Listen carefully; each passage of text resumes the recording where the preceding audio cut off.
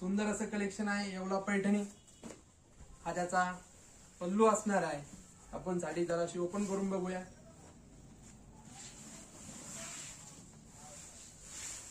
हे बघा, कलेक्शन असणार आहे एक नंबर. येवला टिश्यू पैठणी हा साडीचा पल्लू असणार आहे. प्लस त्याला असे शोल्डरला मोर असणार आहे. साडीला छोटासा नाजूकसा मोराचा बुट्टा असणार आहे. साडीचे एक काठ असणार आहे. साडीचा कलर जो आहे, कलर हा ब्ल्यू कलर आहे, एकदम मस्त. हा पहिला रंग असणार आहे. तर अजून